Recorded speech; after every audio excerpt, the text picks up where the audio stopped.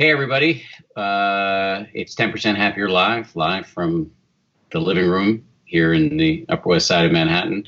Every day we do 5 minutes of meditation with one of the best meditation teachers in the world.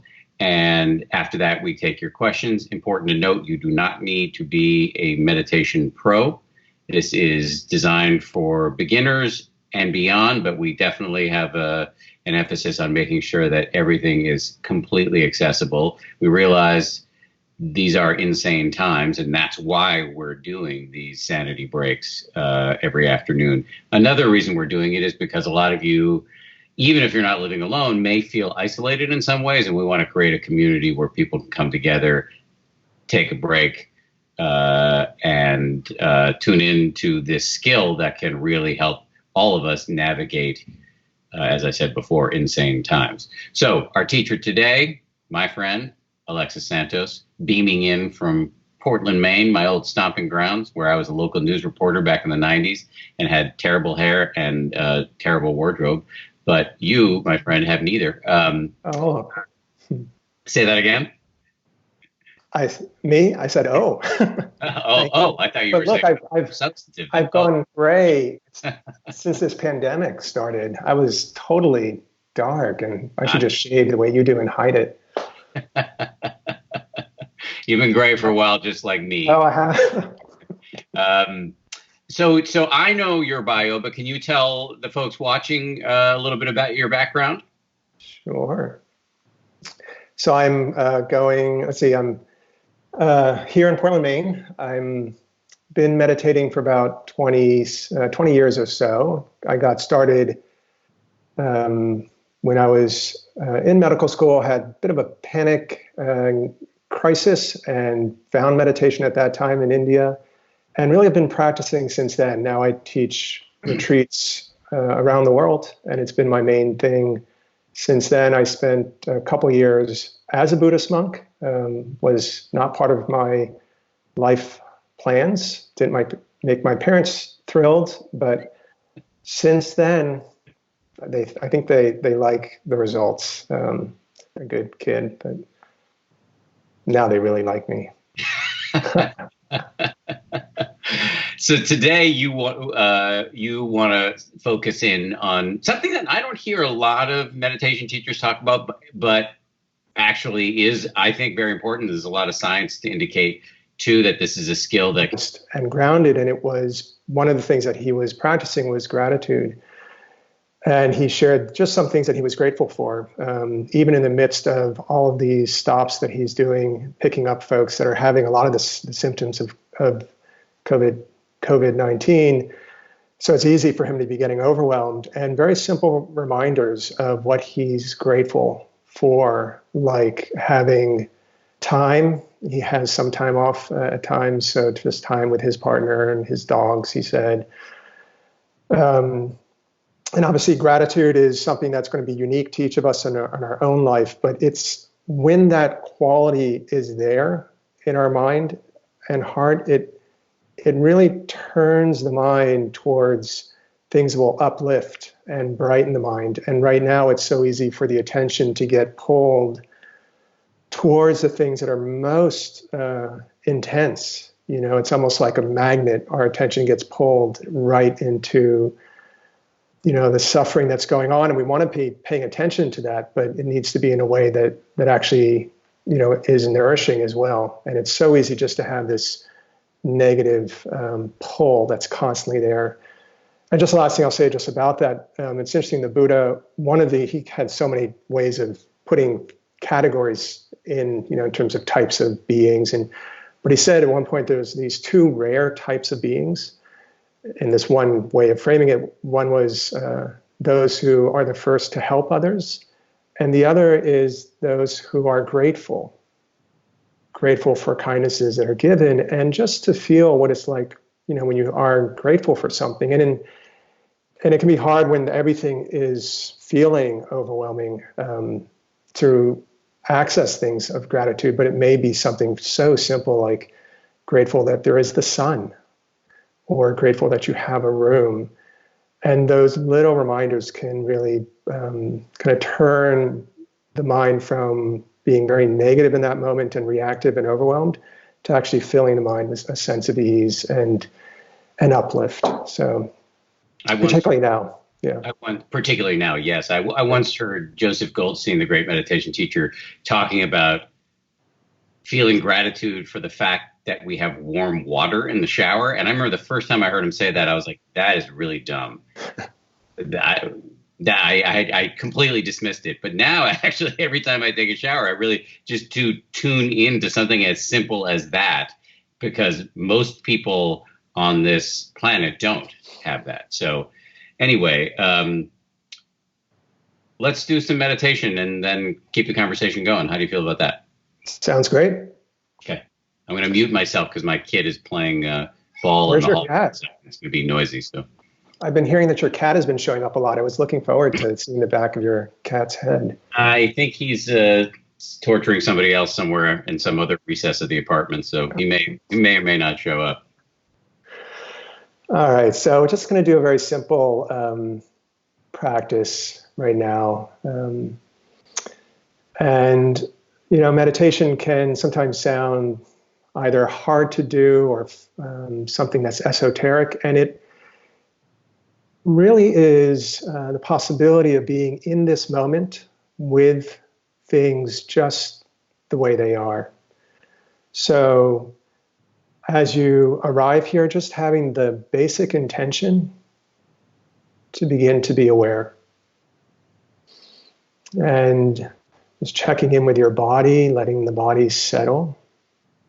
So finding your seat. Allow your eyes to close if you'd like, if they aren't already.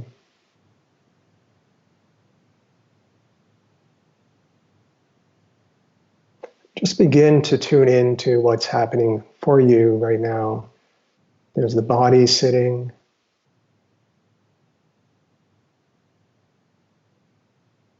You might notice your general state of mind. I might consider it like the weather patterns. What are the weather patterns for you right now? Is the mind blowing about? A lot of thoughts, anxieties, or maybe you're beginning to sense a little bit of settledness.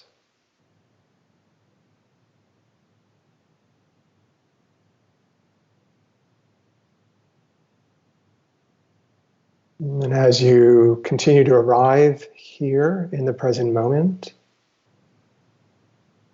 you might also begin to recognize the flow of the breath, just the natural breath as it comes in and out.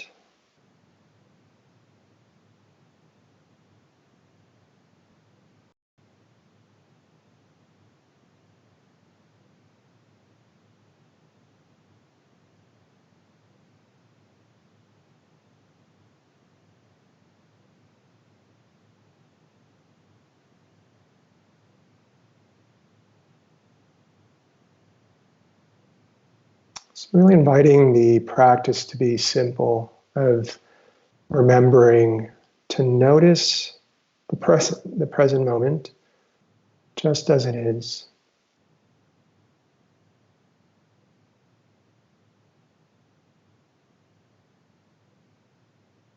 You can feel the energies maybe in the body posture.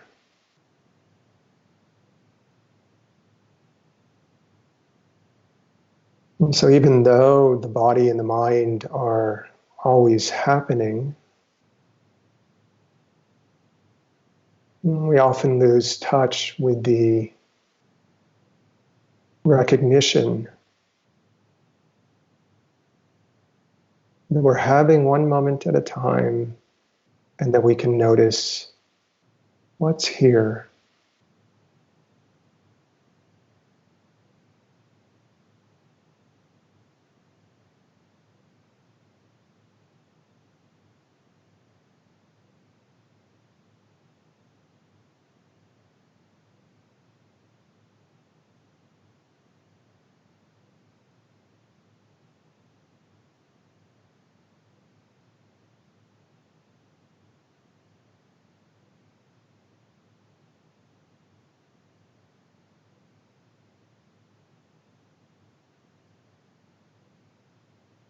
Having an attitude that is receptive. And what that means is that whatever is arising right now, can we meet it, allow it to be here just as it is? The nature of this body and mind.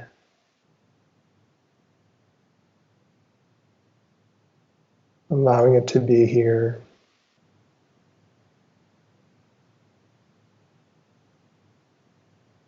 And knowing that we can use the body as a place of grounding whenever we feel that we're lost into the turmoil, the anxieties, sometimes just coming into the simplicity that there is a body.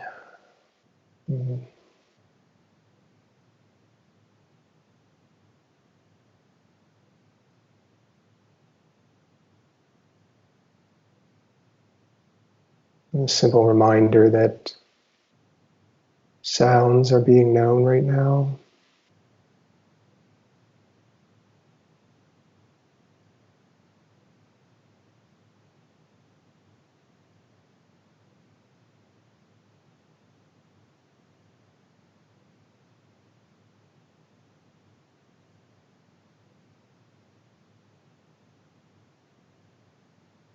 Just inviting the heart and mind to arrive here, knowing how easy it is to get sped up, to get overwhelmed, to get drawn outward into the doing or stories. So for a moment, inviting yourself, allowing yourself to just reconnect with the reality of what's here right now.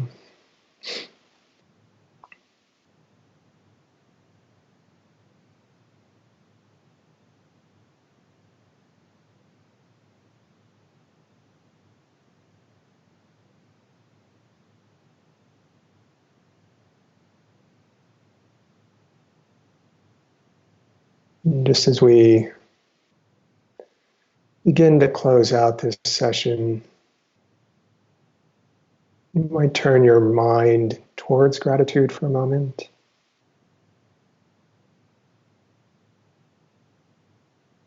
Allowing your mind to find anything that it feels grateful for, maybe some beings that are in your life that you care about, that bring you a sense of happiness, appreciation.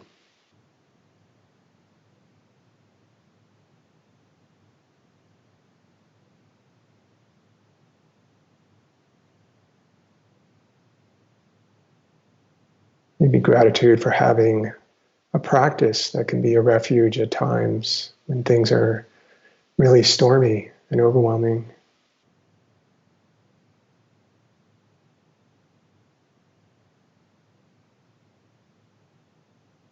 Gratitude to the caregivers that are serving right now.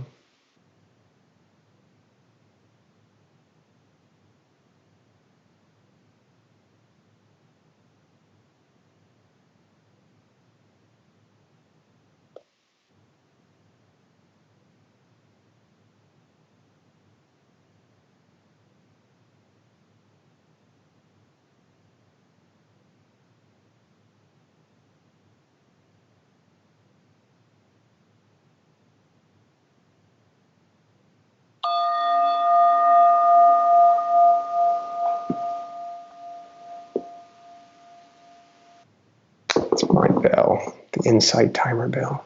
It's the wrong app. Sorry, Dan.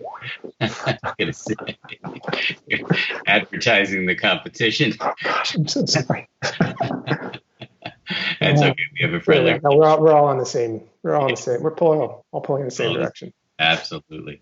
I'm glad I muted myself because my son is playing a rigorous game of ball in the hallway, and it's just quite loud.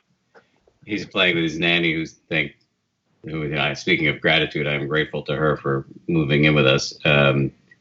She told me yesterday they were playing ball, and he said to her, The game isn't over until I win. So wise. That's Got to my know when boy. to call the game over. Okay, so great job. Thank you. Um, Question from Sally Rushford. I'm absolutely exhausted working at home. Amen. Me too. Why? I am so much more fatigued working at home. Suddenly, I can't set any boundaries in this new work environment. My anxiety is through the roof. How to manage boundaries while working from home? Do you have any thoughts on that? Oh gosh, I wish I were saying I was doing it perfectly well. It's hard. It's a hard change for those of us that aren't used to it. And I was sharing with Dan, I think before we started, just how much online activity I need to be doing now. A lot of teaching is online. Um, part of our meditation practice is to consider with wisdom, what is it that's supportive for me? What are the boundaries? So that kind of question is a really kind of good question just to drop in. And it may be because there's external reminders or structures when you're at work that might set a certain flow for your day. It may be that you just write up a little bit of a schedule, like I'm going to work for 2 hours, then take a 20-minute walk. Even if you are bound to be inside, I'm just walking inside sometimes right now, and I really find it enjoyable. It's like a reminder, I don't need to get anywhere, but just allowing the body to move and letting the energies move through the body can be really settling. So some sort of structures like that. And there's all kinds of resources right now online. I've heard that some folks are getting together on Zoom as work buddies. All you do is I think you turn on this room, you say hi for a second, and then you just leave your video open, and seeing people working in front of you helps you to actually work as well. But I would just play with it. And this is new for so many of us. We're all figuring it out. And a lot of struggle is happening for so many. So just realize you're in the same boat. I love all of that. One technique I'll share from one of our colleagues at 10%, Amy, she sent out a note to the whole company saying something to the effect of, when in her normal life, she had a morning routine. She would be getting ready for work, et cetera, driving into work. But in this life, she wakes up and she's at work.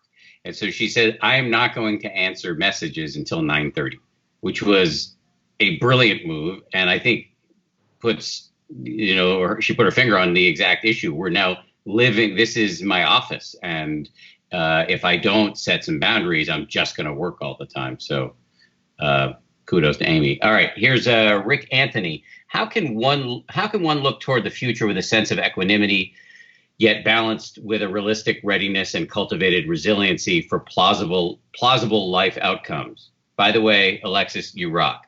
Richard from Orlando. Love you, Richard. So, so how to be realistic, and one of the things that a lot of Dharma teachers these days are saying is, and I've heard a few folks saying this, it's not that suddenly things have become, things aren't suddenly changing and less in our control. Things have always, in a way, been like this. And now we're in a situation where a lot of people are going to be experiencing hardships where they may not have otherwise. So one of the reflections, that we can do is just, in a way, recognize the truth that things aren't necessarily in our control, and then to do our best to meet it when it does come. And that is one of the things that we're going to have to meet, because a lot of folks are going to be losing their welfare and well-being and health. And I think if you take a long enough arc of time as well, it can in fact be grounding to know that crises have come and gone. And there is a resilience of life on a bigger scale, that we do move through these conditions. But I would just check in with your own heart, mind, and notice, like, when you're looking to the future, and it tends to be really destabilizing, just bring your attention again to grounding yourself and taking care of the balance of your mind, so that you can actually plan and think, what can I do, while also just remembering this is the nature of life. Things are uncertain, and when my mind is more balanced and clear with awareness and wisdom, we have capacity to do the best that we can. And I take really deep refuge in that, even when things are deeply challenging. Thank you, Alexis. Just a few items of business before we close here. If you look in the video description on YouTube, there's a survey. If you could take 30 to 120 seconds to fill that out, that would be great, because we're always trying to improve at what we do. Other things you can do to help us out: tell everybody you know about this thing, subscribe right here on YouTube, and share that. What else? Tomorrow, our guest will be Jess Morey, who's a great meditation teacher. Has done a lot of work with teenagers. And in case you haven't heard, if you are a healthcare worker or you know one, just want to get the word out about the free access we are giving to our meditation app to healthcare workers. Just go to 10%.com/care, 10%.com/care, free access for healthcare workers. And by healthcare workers, it can be doctors, nurses, techs, people in administration, custodians, nurses, nurse practitioners, anybody, EMTs, med students, the whole range of people are out there taking risks on behalf of us. We want to see if we can do a little bit to help you stay sane and grounded in these times. Alexis, great job. Great to see you. Thanks for doing this. Yeah, thanks for having me, and take care, everyone. All right.